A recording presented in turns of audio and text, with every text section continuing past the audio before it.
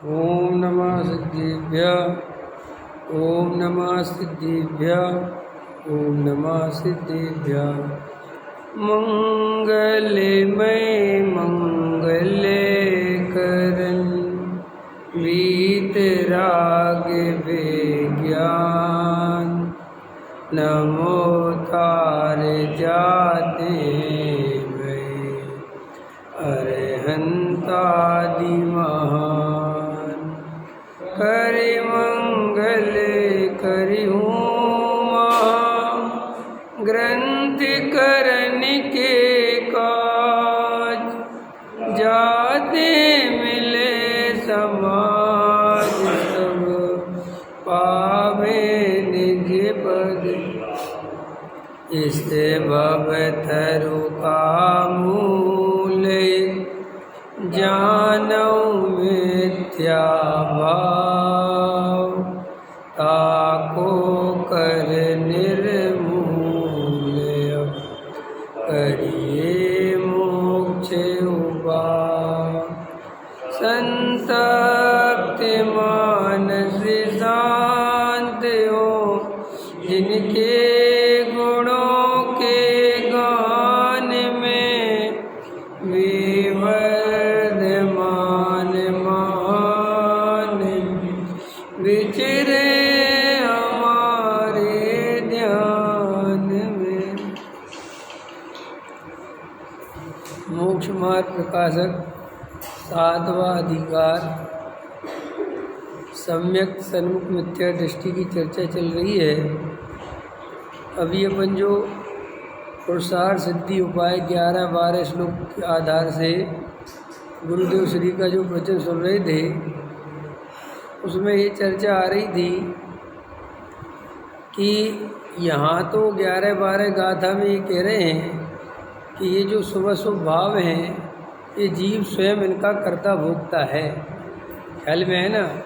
और ये जीव स्वयं अपने स्वभाव को भूलकर अज्ञान के कारण पर द्रव्य में एकत्व ममत्व करने के कारण ये राग द्वेष रूप परिणमन कर रहा है और इस राग द्वेष का कर्ता जीव स्वयं है।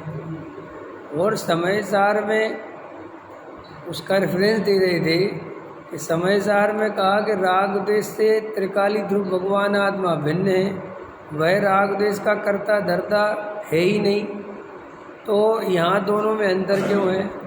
तो बता रहे थे कि वो स्वभाव की अपेक्षा कथन है कि जब त्रिकाली ध्रुव ज्ञायक भगवान आत्मा की दृष्टि कराने की बात आएगी, जब त्रिकाल स्वभाव की महिमा करनी होगी, तब उसमें राग द्वेष को सर्वथा भिन्न बताया जाएगा। लेकिन वो सिर्फ एक वस्तु का एक पहलू है।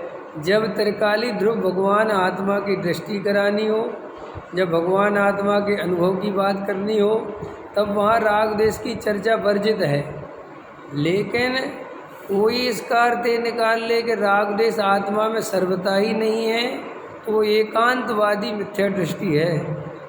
अथवा जब राग द्वेष की चर्चा, प्रमाण की चर्चा, वस्तु स्वरूप की चर्चा चलती है, और जब ऐसी बात आती है कि ये राग द्वेष जीव के विभाव हैं और जीव के द्वारा ही किए गए हैं और जीव ने अपने अपराध से किए गए हैं, तब कोई सर्वथा अपने को रागी द्वेषी ही मान ले और त्रिकाली ध्रुव भगवान आत्मा की खबर न लेवे, शुद्ध स्वभाव को स्वीकार ना करे, सो वो भी एकांतवादी मिथ्या दृष्टि जानना।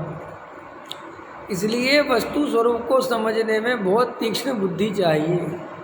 जब जैसे कथन की चर्चा चल रही हो, जिस अपेक्षा से जो कथन आ रहा हो, उसे बिल्कुल वैसा ही ग्रहण करना। देखो भाई, ये कठिन नहीं है, ये बात कोई उलझाने वाली है, परेशान करती है। कभी आत्मा को शुद्ध कहते हैं, कभी आत्मा को अशुद्ध कहते हैं, कभी राग द्वेष का कर्ता कहते हैं, कभी राग द्वेष से भिन्न बताते हैं। हमें तो बड़ी उलझन होती है।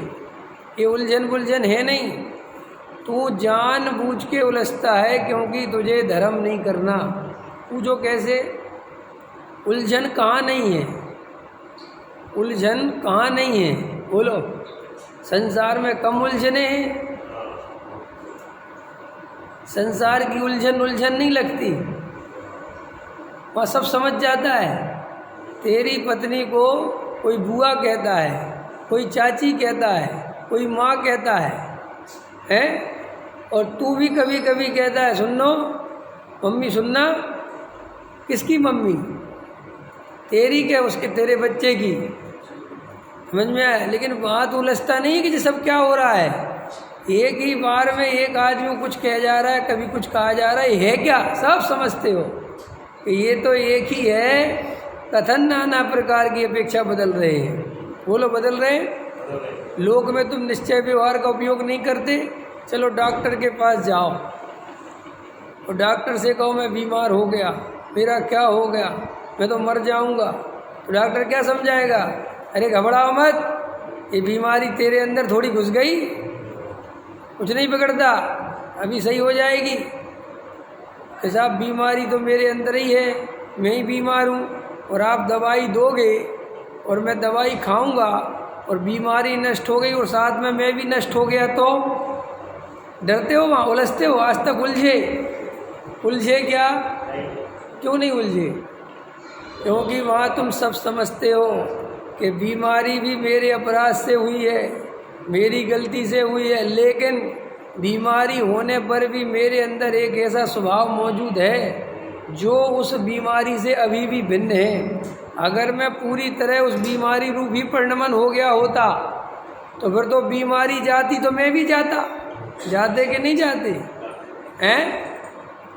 बॉडी जिस समय गर्म हो गई है, बीमार हो गई है बॉडी, उस समय भी बॉडी एक ऐसे स्वभाव को लिए हुए है कि बीमारी जाएगी लेकिन बॉडी बची रहेगी। हैं?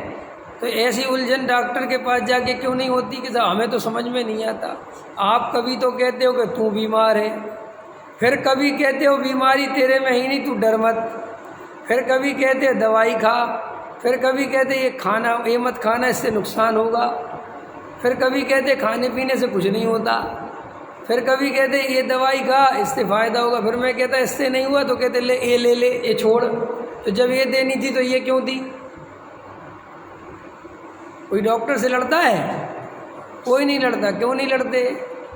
क्यों नहीं उलझते?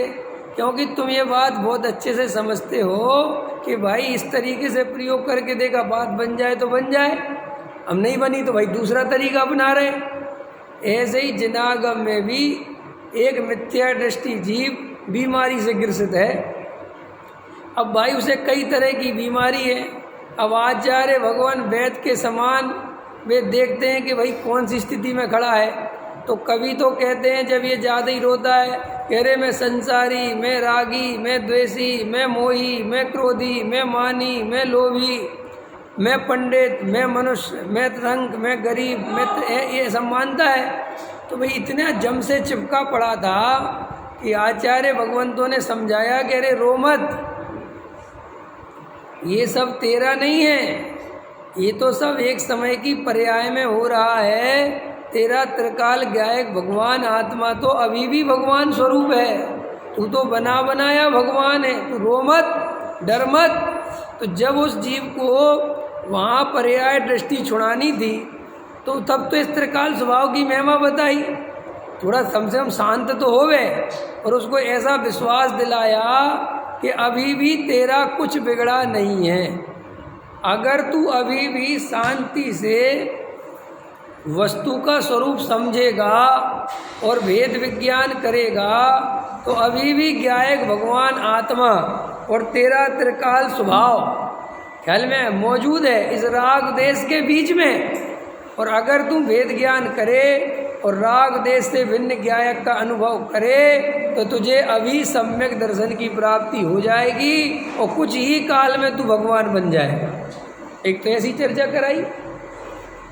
और कोई जीव भ्रम से वर्तमान पर्याय में राग देश चल रहे हैं, खाने पीने विषय भोगों में प्रवृत्ति चल रही है, और ये कहे कि हम तो आत्मा शुद्ध है, आत्मा तो राग देश से भिन्न है, मेरे में राग देश है ही नहीं, मैं तो चाहे जो करूं मैं तो करता भोगता हूँ ही, मैं तो मात्र ज्ञाता हूँ। तो भाई फिर दूसरी तरफ से समझाया फिर दूसरी तरफ से क्या समझाया कि अरे तू ऐसा मत कर, जो बीमारी है उसकी सावधानी कर, वरना और महा बीमार हो जाएगा, मर जाएगा। देखो लोग में ऐसे ही है कि नहीं, बोलो, होता है कि नहीं? जैसे डॉक्टर कहे कि अपन डॉक्टर से दवाई ले और वह कहे डॉक्टर साहब क्या खाना है, तो वो कहे थोड़ा हल्का फुल्का खा लेना, तो आइसक्रीम खा लूँ, तला भुना खा। अरे भाई नहीं नहीं नहीं नहीं नहीं, बीमारी लोग में है ना ये कि भाई उसके कथन को अगर सही नहीं पहचाना जाए तो कितना नुकसान कर लेगा। ऐसे ही आचार्य कहते हैं कि तू जिनवाणी के कथन को अगर सही नहीं पहचानेगा और भ्रम से कुछ का कुछ मान लेगा तो सदगुरु भी क्या, कोई भी गुरु तुझे बचा नहीं सकता, साक्षात केवली भगवान भी नहीं बचा सकते। इसलिए जिनवाणी बहुत जिम्मेदारी से सुनना, मजाक मस्ती में मत सुनना। और ये कई लोग तो ये कहते हम तो पता नहीं, कोई पंडित जी कुछ कहते हैं, कोई पंडित जी कुछ कहते हैं, कोई शास्त्र में कुछ लिखा है, कोई शास्त्र में कुछ लिखा है। अरे भाई सब शास्त्रों में सब सही लिखा है, सारे ज्ञानी धर्मात्मा सब सही समझाते हैं। अब तू गलत जगह गलत विवक्षा समझता है तो वे क्या करें? देखो कितना सरल है, राग देश है कि नहीं हैं? किस में है? जीव में है, लेकिन जीव के त्रिकाल स्वभाव में नहीं है। बिल्कुल बीमारी है ना, राग देश बीमारी है। जैसे शरीर की बीमारी शरीर में होती है और आत्मा की बीमारी तो शरीर की बीमारी शरीर के उस हिस्से में होती है जहाँ से उसे ठीक किया जा सकता है, वो शरीर के स्वभाव में प्रवेश नहीं करती। अगर वो शरीर में ही प्रवेश कर जाए वो बीमारी उसके मूल स्वभाव में, तो फिर उसे ठीक करी जा सकती है। बोलो बोलो, जैसे पानी में फिटकरी साफ कर लेते थे अपन फिटकरी डाल के, तो कैसे कर लेते साफ बताना? अगर वो पानी के मूल स्वभाव में चली जाए तो फिटकरी तो साफ कर सकते हो। तो वो फिटकरी तभी काम करती है जब वो पानी के स्वभाव से गंदगी अलग हो। ऐसे ही श्री गुरु कहते दुनिया में हर चीज़ है, हर चीज़। घी है ना, घी निकलता है ना, तो वो घी जो है वो उसी दूध में है। और देखो जब अपन करते हैं बाद में उसकी प्रक्रिया के द्वारा तो घी अलग हो जाता है और जिसमें घी नहीं है वो अलग हो जाता है। तो वो पहले ही से अलग अलग थे कि नहीं? वे अगर एक दूसरे में सर्वथा मिले होते तो वे अलग हो ही नहीं सकते थे। तिल में तेल, तिल में तेल, और फिर जब तेल निकल जाता है तो क्या बचता है? खली। तो वो जो खली बचती है, तो जिस समय तिल में तेल था तो वो भिन्न भिन्न थे कि नहीं? अभी तो निकले निकलते गए। तो कोई भ्रम से वो जो तिल में तेल भिन्न भिन्न है ऐसा मानकर उस सरसों का ही सेवन कर ले तो उसे तेल का स्वाद मिलेगा? उसे शुद्ध तेल मिलेगा? नहीं मिलेगा। तो लोक में सब चतुर हैं कि पहले उस सरसों को लेते हैं, फिर उसमें मशीन की प्रक्रिया जो कुछ है करते हैं, फिर सरसों की खली अलग, तेल अलग, फिर उस तेल का सेवन करते हैं। करते कि नहीं करते? ऐसी ही प्रक्रिया है। ऐसे ही श्री गुरु कहते बिल्कुल आत्मा में लगा के देखो, यह आत्मा जिस समय राग देश रूप परिणमन कर रहा है उसी समय इसका त्रिकाल स्वभाव ज्ञायक भगवान आत्मा बिल्कुल भिन्न है। लेकिन तू चाहे इस राग देश के बीच में ही मैं तो शुद्ध हूँ ऐसा करता रहे और तुझे शुद्ध आत्मा का वेदन हो जाएगा, ऐसा 3 काल में संभव नहीं है। तुझे उस प्रक्रिया से गुजरना पड़ेगा। वो प्रक्रिया है वेद ज्ञान की। वेद ज्ञान की माने शरीर का नेचर, बॉडी की नेचर, राग देश इनकी नेचर और त्रिकाली ज्ञायक स्वभाव भगवान आत्मा की नेचर, इन तीनों में जो मिक्सअप चल रहा है, बैठ के इन तीनों में से अपने स्वरूप को पहचान कर और राग आदि का जो दुख है, जो कसाय है, जो तकलीफ है, जो आकुलता है, उसको पहचान कर उससे फिर वेद ज्ञान पूर्वक अपने त्रिकाली ध्रुव भगवान आत्मा को ग्रहण करेगा तो ही तुझे त्रिकाली ध्रुव भगवान आत्मा की अनुभूति होगी। और तू शास्त्र आदि के मात्र पढ़ने से, शुद्ध निश्चय के प्रवचन सुनने से, भ्रम से अपने को मैं तो बना बनाया भगवान हूँ, राग देश मेरे को छूता नहीं, ऐसा शब्दों में बोलता रहेगा और भिन्न बैठ के एकांत में अनुभव वास्तव में नहीं करेगा तो सम्यक दर्शन की प्राप्ति नहीं होगी। तो उलझने की कोई जगह है नहीं स्वरूप में।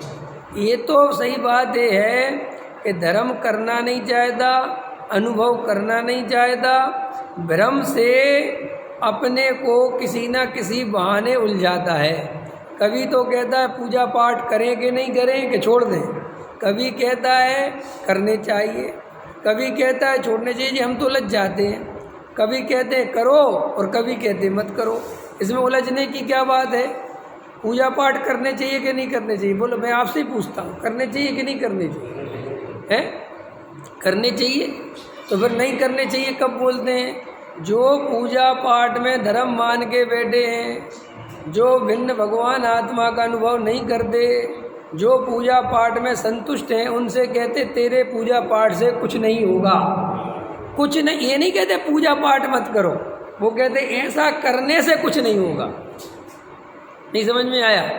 देखो, जो भी दया दान व्रत शील संयम क्रियाएं हैं, ये कोई अधर्म नहीं है, ये कोई पाप नहीं है। फिर शास्त्रों में इन क्रिया कांड को क्लेश क्यों कहा, बाल तब क्यों कहा, इनका निषेध क्यों किया? इनका निषेध अज्ञानी जीव की तरफ से किया गया है।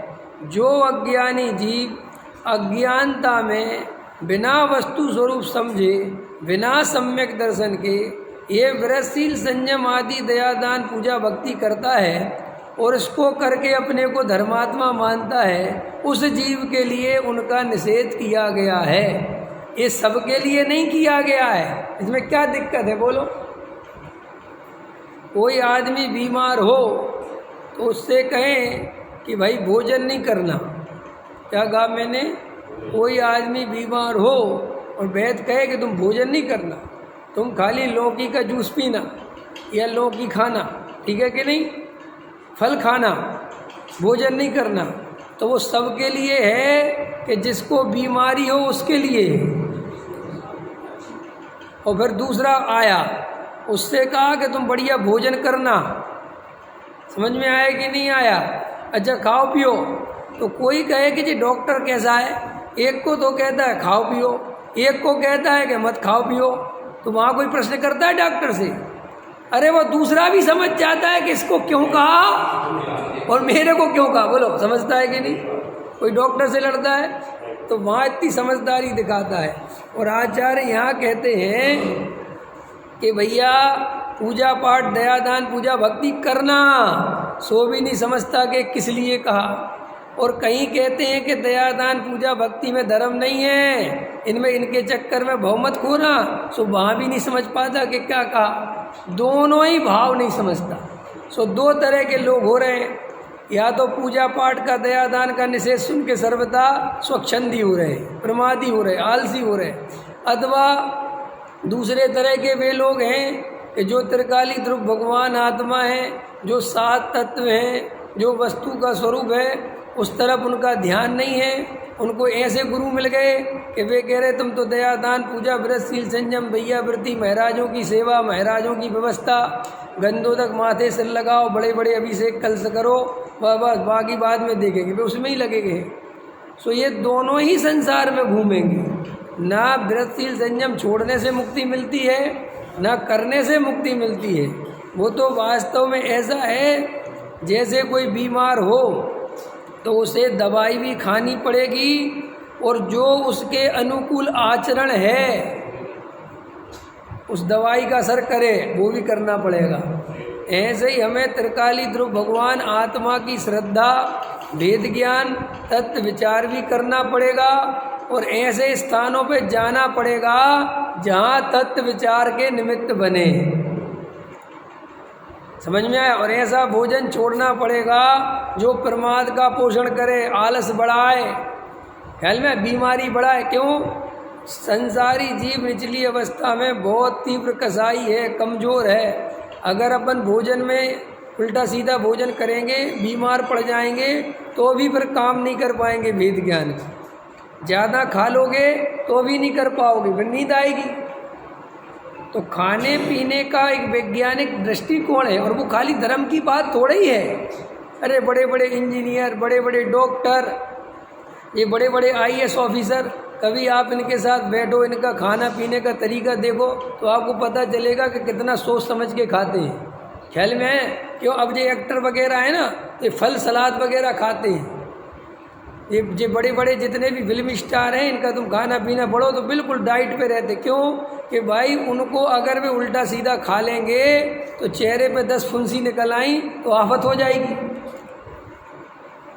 और मोटे हो गए, थोंद बाहर निकल आई तो कौन लेगा उनको, काम कौन देगा? बोलो। अब वे जब इतनी सावधानी रखते हैं लोक में, और तुझे तो मोक्ष मार्ग साधना है, तो तू उल्टा सीधा खाएगा, गलत सलत खाएगा कि साहब हम तो होटल का खा लेते। होटल का खाओगे क्या होगा? अपन पता गलत क्या करते हैं, अपन हर चीज़ को भक्ष अभक्ष से जोड़ते हैं, हिंसा अहिंसा से जोड़ते, इसलिए तो हमारे आचरण में दम नहीं बची। अरे आचरण को पूरा प्रैक्टिकल करके जोड़ो ना कि कहाँ तक खतरा है। जीव मरेंगे वो तो हम बाद में देखेंगे। ये अभक्ष खाओगे, अभक्ष का मतलब क्या होता है पता है? अभक्ष माने क्या? बोलो, अभक्ष किसे कहते हैं? बहुत अच्छा। अभक्ष की परिभाषा है जो भक्षण करने के योग्य नहीं है। तो भक्षण करने के योग्य का अर्थ ये नहीं होता कि इसमें जीव राशि इसलिए नहीं, उसका ये अर्थ भी होता है कि ये तेरी बॉडी को नुकसान देगा, ये अगर तू खाएगा तो बीमारी होगी। अभी विरुद्धाहार का कितना आ गया? अपने जिनागम में अपन दुधल का निषेध करते ना, अब दुधल का भी आ गया कि दुधल खाने से बहुत बीमारियां होती हैं, स्किन की बीमारियां होती हैं। अब मुझे बताओ,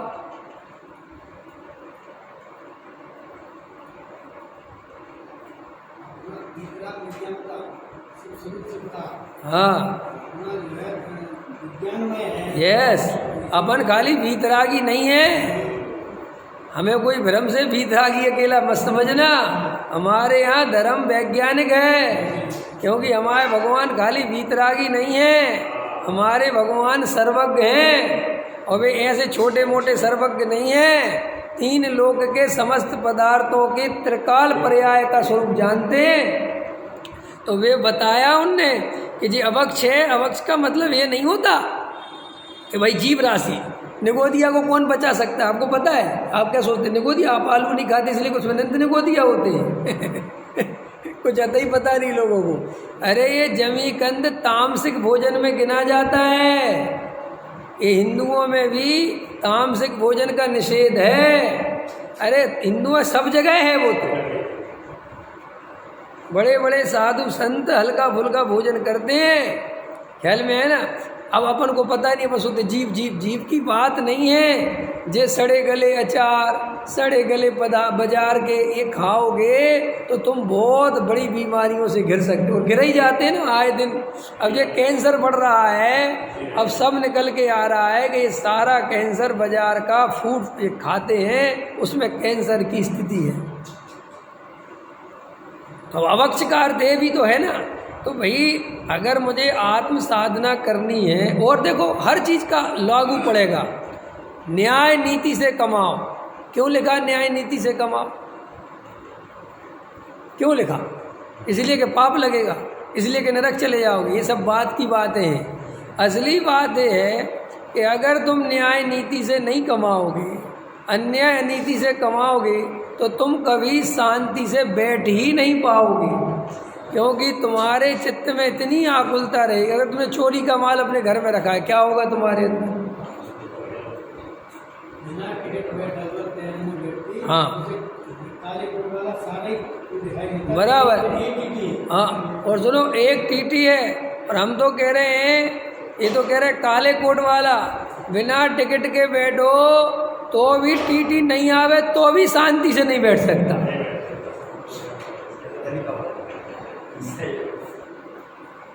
है। वो तो हम कह रहे तुम तो मैं टीटी है ही नहीं समझ, तो अभी तुम जी के साथ दिए किसी के पास। अब तो हालांकि ज़माने बदल गए, पहले बहुत होता था, अब तो सब स्लीपर क्लास में घूम रहे हैं, टिकट के बिना जाते ही नहीं। अब पहले तो लोग अधिकतर बिना टिकट के जाते थे, और जो बिना टिकट का होता था उसकी बॉडी लैंग्वेज बताती थी कि बिना टिकट का है, क्योंकि उसकी आकुलता चलती थी। अब कोई कहे कि सम्यक दर्शन का टिकट से क्या संबंध है, वो कह सकता है यार टिकट और सम्यक दर्शन, अरे भाई संबंध है, क्योंकि जिस आत्मा के तुझे दर्शन करने हैं, अगर वो आत्मा इतनी आकुलता में रहेगा तो तुझे दर्शन कैसे होगा। ऐसे हर चीज का निमित्त नैमित्तिक संबंध है। अब ये कुछ मूर्ख हैं तो संबंध को मानने को तैयार नहीं। वे कहते लड्डू खाने से आत्मा का क्या संबंध है, अगर 2 रसगुल्ला फालतू खा ली तो क्या दिक्कत है, आत्मा तो रसगुल्ला खाता नहीं। अरे भाई पड़ा रहेगा दिन भर प्रमाद में, आलस में पड़ा रहेगा, तो वेद ज्ञान क्या करना, वेद ज्ञान तो पर्याय को करना है, करे तो करे, मुझे क्या जरूरत है। ऐसे ऐसे लोग हैं अपने यहाँ बड़े खतरनाक। मैं अभी कहीं था, मैंने कोई वेद ज्ञान की चर्चा करी, एकदम बोले एकदम मेरे से, वे थोड़े पक्के निश्चय वाले थे, है ना, खतरनाक वाले मोक्ष, तो बोले तुम पंडितों के साथ यही प्रॉब्लम है। मैंने कहा क्या प्रॉब्लम है, बोले जब देखो करने की बात करते हो, आत्मा अकर्ता है। अरे वेद ज्ञान किसे करना, मैं वेद ज्ञान करने वाला हूँ ये मानता मिथ्यात्व है, समझ में। वेद ज्ञान मेरे को करना ही नहीं, वेद ज्ञान तो पर्याय को करना हो तो करे, मैं तो त्रिकाली ध्रुव हूँ। मैंने कहा भाई साहब 1 मिनट रुक जाना, अरे हाँ रुक गया। मैंने कहा जो बोल रहा है ये कौन बोल रहा, पर्याय के द्रव्य, मैं बना बनाया भगवान हूँ, और वेद ज्ञान पर्याय को करना हो तो करे, ये पर्याय बोल रही कि द्रव्य, कह रहे पर्याय, तो फिर हमने कहा आपको बोले ही क्यों रहे, द्रव्य तो बोलते ही नहीं क्योंकि, और पर्याय को बोलनी होगी तो बोलेगी, तुम काहे को परेशान हो रहे। द्रव्य तो निष्क्रिय है ना, द्रव्य में तो कुछ होता नहीं। ऐसे अज्ञानी जीव पैदा हो गए हैं। अब उन मूर्खों की हम कहाँ तक खिंचाई करें, थक गए कर करके। भ्रम से द्रव्य तो निष्क्रिय है, द्रव्य तो निष्क्रिय है, द्रव्य में कुछ होता ही नहीं, जो कुछ होता है पर्याय में होता है। और सुन, पर्याय में ही सब कुछ है, पर्याय में ही सुख है और पर्याय में ही दुख है। हाँ द्रव्य ही, और सुनो द्रव्य तो कभी मिलता ही नहीं, मिलती तो पर्याय ही है, उस पर्याय में ही द्रव्य की स्थापना है और कुछ नहीं है वहाँ। ज्ञान की प्रतिपल उठे तरंग, तो वो तरंग माने क्या, वो पर्याय, और जागता उसमें आत्म राम माने जागता माने उसका स्वभाव, और वो ज्ञान स्वभाव, ज्ञान स्वभाव, ज्ञान स्वभाव, ज्ञान स्वभाव, ऐसा वो पर्याय का भेद छोड़ के अखंड उसको माना, बस मैं ज्ञानमयी हूँ ऐसा माना ही पर्याय ने, इसी का नाम सम्यक। द्रव्य तो तब भी वैसे ही का वैसा है, द्रव्य को क्या लेना देना। कई लोग ऐसे लिखते रहते हैं, मैं तो देखता हूँ गजब गजब लिखते हैं, गजब गजब लिखते हैं। मैं ध्यान करने वाला नहीं, मैं ज्ञान करने वाला नहीं, मैं जानने वाला नहीं, मैं तो जाननहार हूँ। इसका अर्थ समझते हो, जाननहार हूँ और जानने वाला नहीं हूँ। ये जो जिनवाणी में आया है ये किस अपेक्षा है, अपेक्षा ही तो नहीं पता ज्ञानी जी। नियम सार में आया, मैं 7 तत्वों से भिन्न हूँ, 7 तत्व मेरे में नहीं है। जीव अजीव आश्रव बंध संबंध निजरामोग, ये बड़ा उछलते हैं, ले लेके आते हैं और मुझे दिखाते जैसे मैंने नियम सार पढ़ाना हो। और 7 तत्व का कभी बैठ के शांति से विचार नहीं किया और 7 तत्व से भिन्न हो गए भाई साहब, क्योंकि नियम सार पढ़ लिया भाई साहब। कुंद कुंद ने देखो, अरे भाई वे कुंद कुंद फिर समय सार में क्यों अलग लिख रहे हैं, वे कुंद कुंद प्रवचन सार में क्यों अलग लिख रहे हैं, वे कुंद कुंद पंचास्तिकाय में क्या लिख रहे हैं। मूर्ख है क्या, एक शास्त्र को उठा के, एक गाथा को उठा के तो दुनिया को दिखाता है। वो कुंद कुंद एक है कि 5 है, पंच परमागम 5 आचार्यों ने लिखे कि एक ने, तो तू एक ही गाथा उठा के दिखाता है, बाकी तेरा पाप कौन देखेगा? वे किसने लिखी? वे किसने लिखी? सो वो कहता है वहाँ से हमें कोई लेना देना है। कमाल है रे भाई, कमाल का पढ़ा तूने। अपनी मान्यता के पोषण करने के लिए टोडामल जी साहब ने लिखा है कि निश्चयाभासी अध्यात्म शास्त्रों का भी पूरी तरह अध्ययन नहीं करता। क्या करता है? जो उसकी मान्यता को पुष्ट करे, जो आत्मा को शुद्ध बुद्ध ज्ञायक कहे, बस वो गाथाएं ला ला के दिखाता है दुनिया को। ये देखो ये कहा, देखो ये कहा, देखो ये कहा। अरे भाई ये भी किसी नए से ही कहा है। जिन वाणी में बिना नए के कोई कथन नहीं है। ये तू जो दिखा दिखा के ला रहा है, ये परम शुद्ध निश्चय नए का कथन है। और एक किस अपेक्षा का, सो वो अपेक्षा जान। देख नियम सार में जीव अजीव आश्रव बंध संबंध निर्जरा मोक्ष ये 7 तत्व मेरे में नहीं है। तो लोग बड़ा बोलते, देखो देखो जीव को भी नहीं लिया, देखो जीव को भी नहीं लिया। अरे भाई जीव को नहीं लिया तो क्या जीव है नहीं? ये सारा काम ही जीव का है। फिर ये क्या, उसको क्यों लिया? मैं जीव हूँ, मैं अजीब नहीं हूँ, ये आश्रव बंध दुखरूप है। ऐसे विकल्पों में उलझे हुए जीव के लिए, जो नाना प्रकार के विकल्पों में 7 तत्व संबंधी विकल्पों में उलझा था, उसके लिए गाथा लिखी कि 7 तत्व के विकल्प छोड़, ये तेरे में नहीं है। 7 तत्वों के विकल्प तेरे में नहीं है। समझ में आया? ताकि तू निर्विकल्प आत्मा के अनुभव की तरफ बढ़ सके। क्योंकि वो जो परम शुद्ध, वो जो नियम सार है, ये नियम सार जो सही पूछो तो गृहस्थों के हाथ में लगना नहीं चाहिए, क्योंकि गृहस्थ समझ नहीं पाते हैं और गलत समझ। नियम सार असलियत में क्या है? कुंद देव ने अपने लिए लिखा था। लिखा है उनने कि ये मेरी पर्सनल डायरी है, णीय भावना निमित्तम। मैं अपनी भावना के लिए, अपने स्वाध्याय के लिए मैं ये लिख रहा हूँ।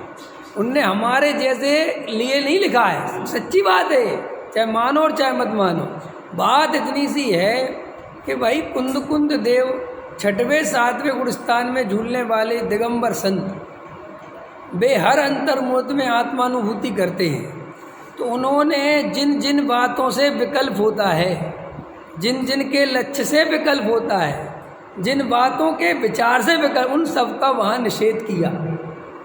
इसलिए उसमें प्रतिक्रमण, प्रायश्चित, समझ में आया, भक्ति, आलोचना, इस सब का उनने निषेध किया। उनने कहा प्रतिक्रमण क्या है?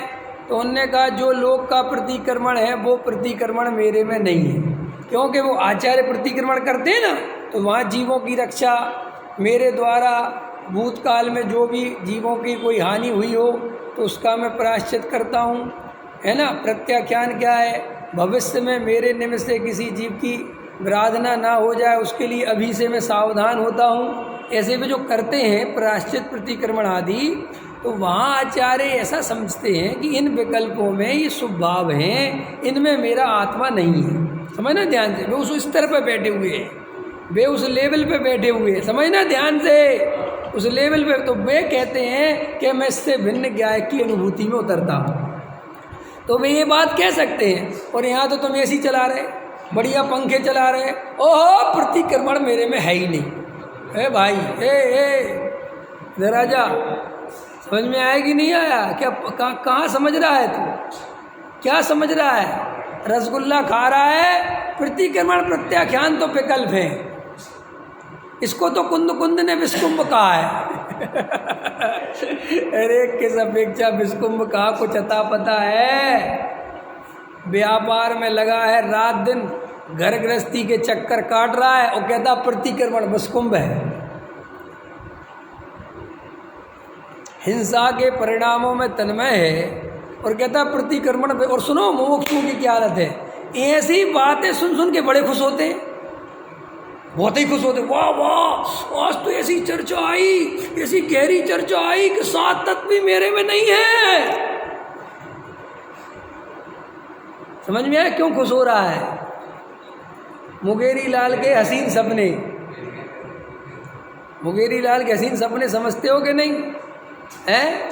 घी का टीन सिर पे है और सपने में सम्राट बन गया चलते चलते, और घी का टीन छोड़ दिया।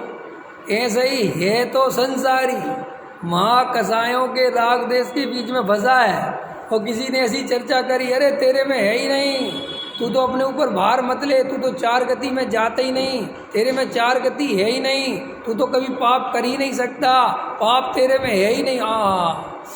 और अच्छा, ये थोड़ा भार सा लग रहा था, उतर गया। चलो चलो 9:15 बज गए, घर पहुँचो, लाओ जी लाओ, बढ़िया नाश्ता लाओ, लड्डू लाओ। कि अब ये कौन बोल रहा है? ये पंडित जी ने सिखाया, पर्याय बोल रही है। ये कसाय मेरे में है ही नहीं। इतने में पत्नी ने कहा, वो जी रसगुल्ला तो ख़त्म हो गए, तो वो किस घड़ी में मेरी पत्नी बन गई? ये क्रोध किसको आ रहा है? पर्याय को। मेरे को तो आता ही नहीं। ये भाई ये गया, ये सीधा नरक गया, कौन बचाएगा तुझे? तुझे कुछ खबर है वस्तु स्वरूप की? किस अपेक्षा वो कथन कहा था, क्यों कहा था, कुछ पता है? मुंगेरी लाल के हसीन सपने में वो मरेगा तू अभी। जो तुझे 2 रुपये मिलने वाले थे ना, है याद है ना कहानी? कि 2 रुपये मिलने वाले थे, वे भी गए, और अब मुफ्त में 30 दिन उसकी मजूरी करनी पड़ेगी। मूर्ख कहीं के। ऐसे ये निश्चय नए के कथनों को सुनता है, स्वरूप समझता नहीं, अपेक्षा समझता नहीं, तत्व विचार करता नहीं, वेद ज्ञान करता नहीं, भ्रम से कुछ का कुछ मान के प्रमाद का पोषण करता है, खाने पीने में सुख मानता है, पैसों में सुख मानता है, और आत्मा में वेद ज्ञान की जरूरत ही नहीं। पर्याय को वेद ज्ञान करना हो तो करना हो। युगल जी बाबूजी कहते थे, सम्यक दर्शन को मेरा ध्यान करना हो तो करे, मुझे कोई अरे भाई वो कहाँ बैठ के किस अपेक्षा कह रहे, कुछ खबर है? तू इन बातों के अनर्थ मत निकाल लेना। आपको पता, गहरी बात बताता हूँ मैं आपको, ये जानकर आश्चर्य होगा। निहाल भाई की द्रव्य दृष्टि प्रकाश देखी सबने? तो जब द्रव्य दृष्टि प्रकाश में आई, माने लाइम लाइट में आई, तो गुरुदेव के हाथ में आई। तो आप सोचो बात, गुरुदेव सोगानी जी को कितना प्रेम करते थे सब, लेकिन उन्होंने अलर्ट किया कि ये पुस्तक हर किसी के हाथ में नहीं जानी चाहिए। सोच सकते हो? गुरुदेव ने कहा ये सामूहिक पुस्तक नहीं जानी चाहिए, बंटनी नहीं चाहिए, क्योंकि इसको पढ़ने में बहुत खतरा है। ये लिखा, ये कहा, क्योंकि है तो बहुत सही, लेकिन ये हर किसी के बस की नहीं है।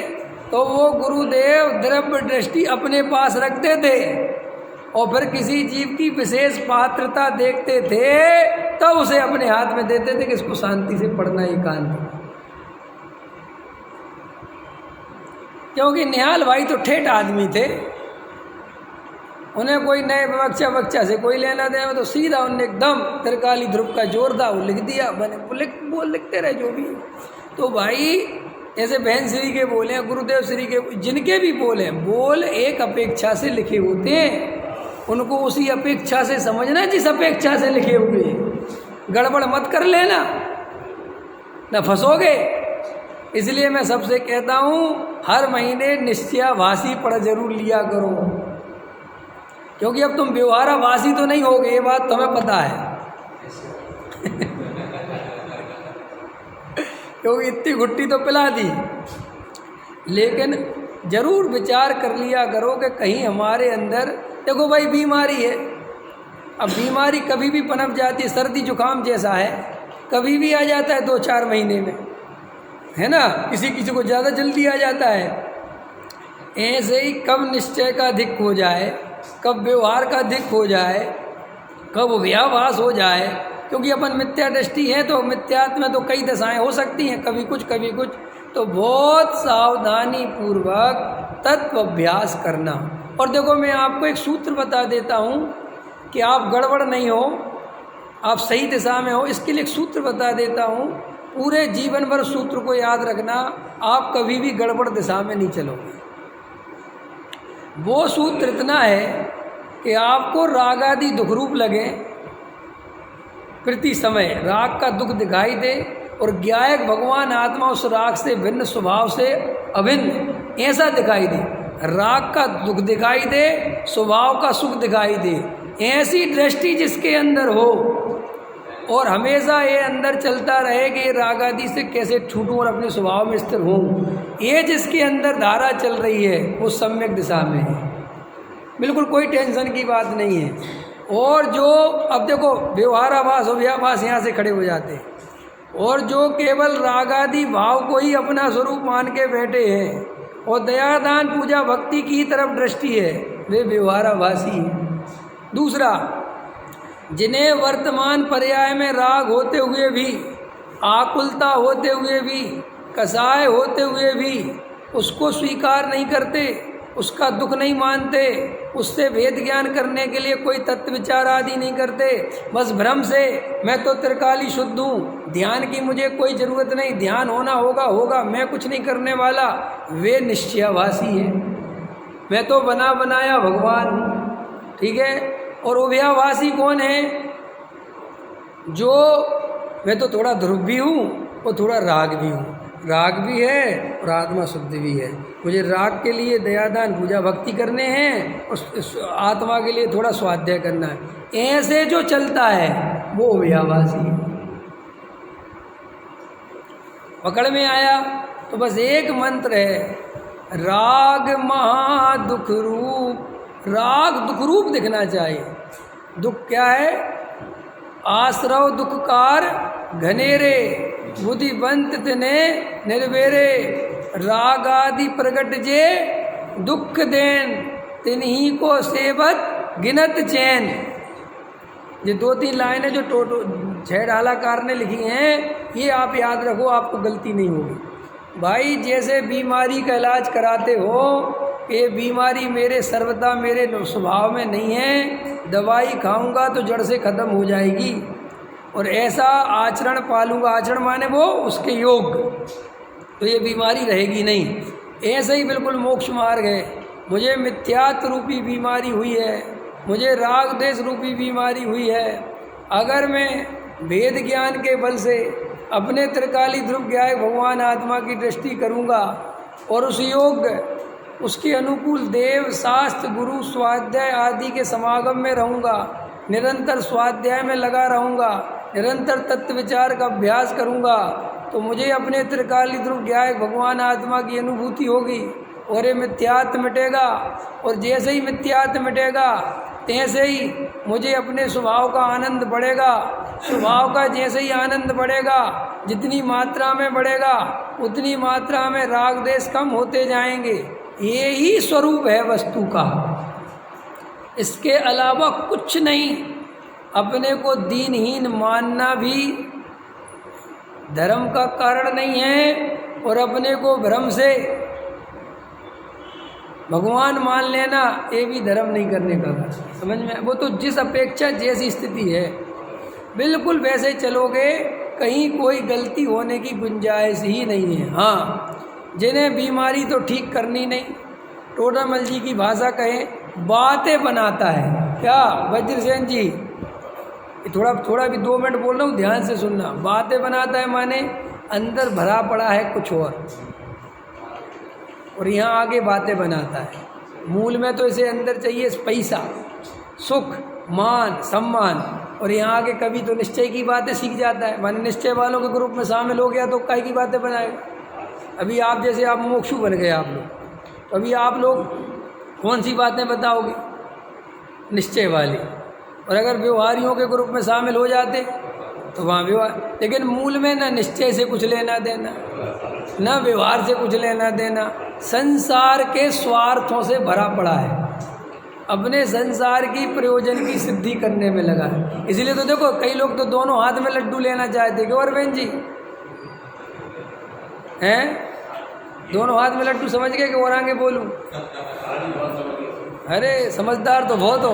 देखो कोई नहीं उलझता है ना, यहाँ कोई नहीं उलझता, यहाँ तो सब खिलाड़ी। देखो अरविंद जी तो कह रहा मैं तो चला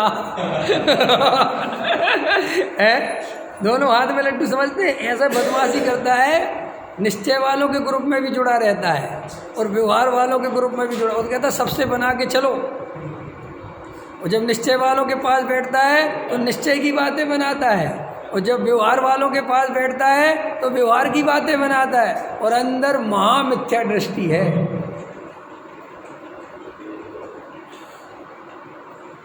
अरे कम से कम ईमानदार थोड़े तो बनो। अरे ढंग से एक पार्टी के तो बनो कि मौका देख के चौका मारते हो। पार्टी बदलने में देर नहीं लगती। एक ईमानदार तो रहो। कुछ नहीं, क्यों? क्योंकि अंदर में कोई मूलभूत मोक्ष मार्ग का प्रयोजन तो है नहीं, संसार का ही प्रयोजन है। सो इसलिए बातें सीख लेता है, तो जहाँ जैसी बातों की ज़रूरत पड़ती है वहाँ वैसी फिट कर देता है और अपने घर चला जाता है। और चार लोग इसकी ताली बजाते हैं। जब निश्चय नहीं की बात आती है तो नियम सार सुना देता है। तो लोग सोचते हैं अरे आपको तो बहुत गजब का ज्ञान है साहब। ख्याल में है, क्योंकि हम नियम सार वाले पंडितों के बीच में फंस गया। और फिर जब क्रिया कांड वाले पंडितों के बीच में फंसता है तो वहाँ रत्नकंड श्रावकाचार्य के 2-4 श्लोक सुना देता है। सो वो कहते रहे गजब साहब, आपको तो गजब है। और फिर थोड़े खाने पीने के नियम बता देता है। दूध मर्यादा का लेते हैं, पानी अनछना नहीं लेते, बाजार का कुछ खाते नहीं। अरे साहब आपका तो छंडानी भी बहुत अच्छा है। ऐसे कर कर के मूल में मान कसाय का ही पुष्ट करने में लगा है। ख्याति के लिए मरा जा रहा है। पैसे में अति आसक्ति है, वहाँ छोड़ता नहीं, वहाँ पूरी एकत्र बुद्धि चलती है और भ्रम से अपने को ठगता है। और 4 गति परिभ्रमण करता है देव शास्त्र गुरु के समीप आने के बाद भी। ऐसी अध्यात्म की बातें, ऐसा वस्तु स्वरूप सुनने के बाद भी ये जीव मिथ्या दृष्टि बना रहता है।